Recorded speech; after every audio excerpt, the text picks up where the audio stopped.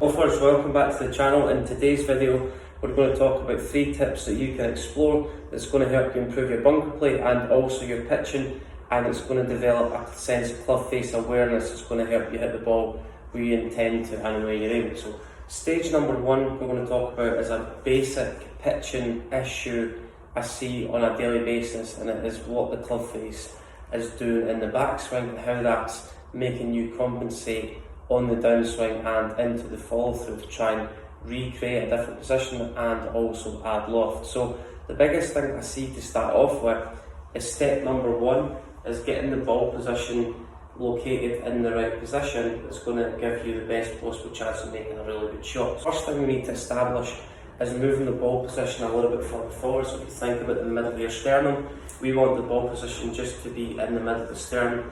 That would vary depending on if you're trying to hit it higher. The ball position will go almost slightly further forward, or if you're kind of left pectoral muscle logo on your jumper. Don't get the hands too far ahead. If you can, when you do that, when the hands get too far ahead, you de-loft the club coming into impact. So I've got 10 degrees of bounce on this club. When I get the hands too far forward, I reduce the loft but also take all the bounce off the golf club. And if you experience shots where they come up high in the face and you don't have a lot of control, where the ball runs through the beam, we don't generate a lot of spin, this could be conducive to what you need to work on. Stage 1, you're going to get the ball position a little bit further forward.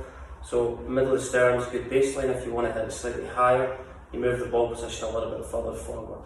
Stage 2, what we see a lot of golfers doing is the club hitting the ground before impact, so not getting the low point forward enough, and that comes from the tilting in the shoulders. With driver, we want to feel like we've got a little bit more tilt, left shoulders higher, right shoulders slightly lower.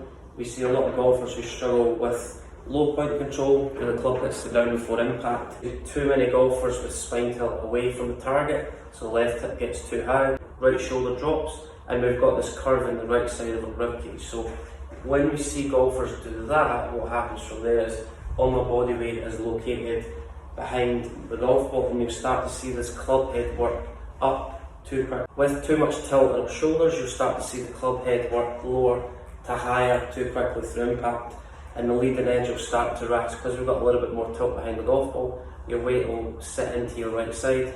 The leading edge will work up too quickly, so your left shoulder will essentially work up too quickly through impact, the body pivot will stall, and then the leading edge will lift off the ground. So if you experience an impact position that looks like this, where as you come through impact, your left elbow disconnects from your body, this is a great indication that your body's not rotating forward and your weight's not shifting into your left side enough. So we need to keep your left arm a little bit more connected to your rib cage on the way through. A great drill we've worked on in the past is just when you set up to the golf ball, if you place the grip end of the club in the middle of your sternum, we don't want to feel like the club head touches our left leg. We want to feel like our sternum lines up with our belt buckle. Then we're just going to shimmy into our golf posture.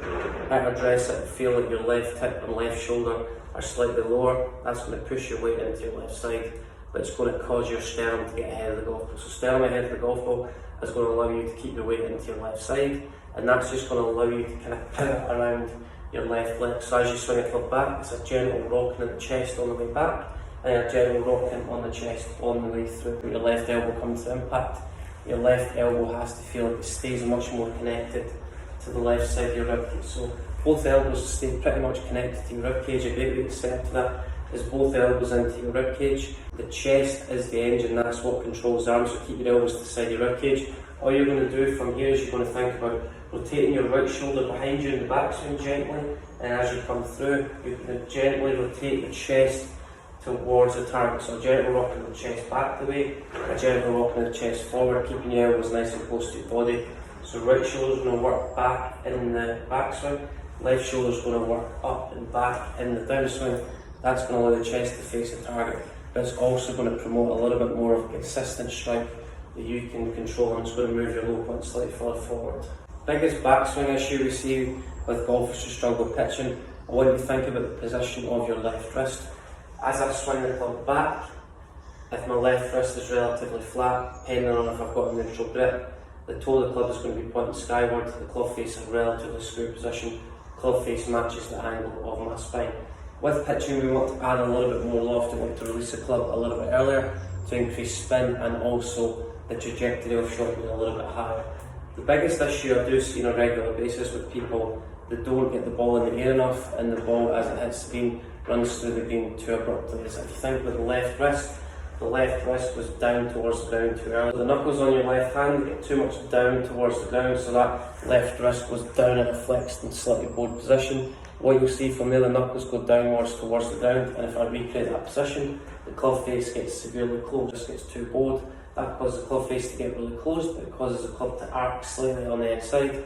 Then as we come through impact, we're going to have to add loft. If you struggle with your weight falling to your right side, and you see an impact position where we're driving the hands out to the right in an attempt to keep that club face a little bit more open and also prevent it closing, you need to focus on this drill. So one thing you need to do is left-handed swings, only put your left hand on the golf club. We're not trying to arch the left wrist down towards the ground, where the knuckles go straight down towards the ground, that closes the club face. We want to feel like a simple feeling is going to add a little bit more loft, but it's also going to widen our margin for error. Is think about the knuckles of your left wrist pointing back towards your body line. So knuckles in your left wrist pointing back towards your body line. You feel like the knuckles of your left hand and the wrist, that angle gets a little bit tighter. You feel a little bit more compaction between the knuckles of your left hand and the wrist. It's also going to allow you to keep the club head a little bit more out in the backswing. So if I start getting the left wrist down in an arched position, that closes the club face but also causes the club to go inside. So swing the club back, really feeling the knuckles of your left hand point back towards your body line. That's going to keep the club head out compared to where the hands are, but it's also going to allow you to open up the club face. As we come through impact, it's just going to give us a better opportunity of releasing the club, so we're not dragging the handle low and left. We want to feel like the grip end of the club in your left shoulder will work up and back through impact. Almost feels like through impact you get a little bit taller, so you're going to rotate your chest towards the target, and you're going to feel like your left shoulder works up and back.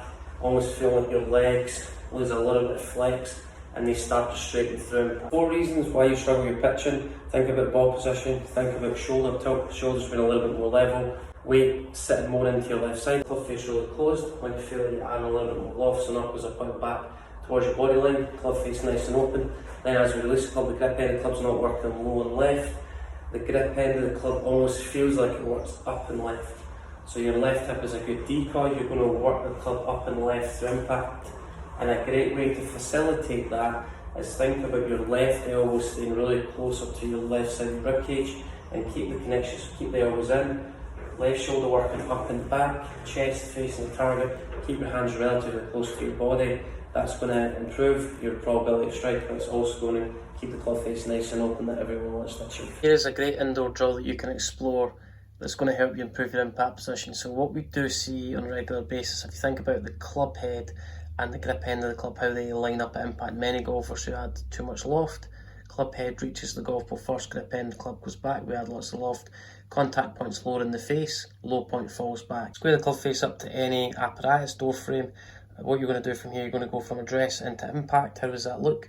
I maintain the bend in my right arm for longer. I'm going to keep the leading edge down, so I'm not hitting this side of the door frame behind the golf ball. I feel like I'm maintaining the bend in the right arm for longer. I'm going to hit the golf ball first, which is door frame, and I'm going to hit the ground to the left hand side of the door frame.